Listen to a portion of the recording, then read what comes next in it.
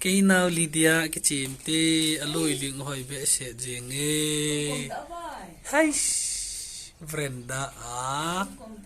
cái khay na sim bị tao về Lydia và chính thế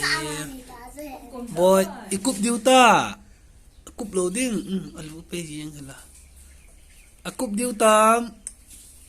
nôm lơ ấy là tiêm gạo về cái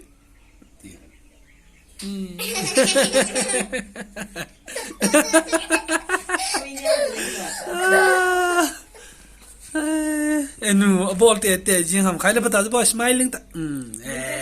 ganu te enu pat kita la pata tu ba no sa dan na lùi liêng đề cái nào lùi liêng hỏi đan he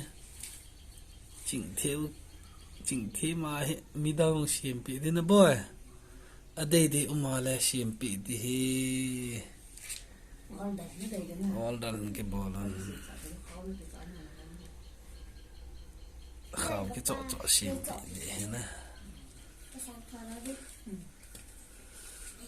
khi nào Lydia hi chỉnh thêm hi lipun hi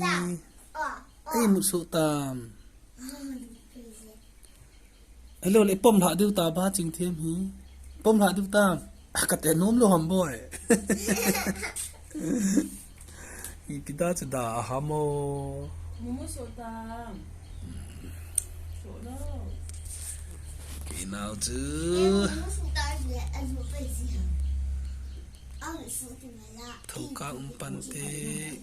cai tàu to boy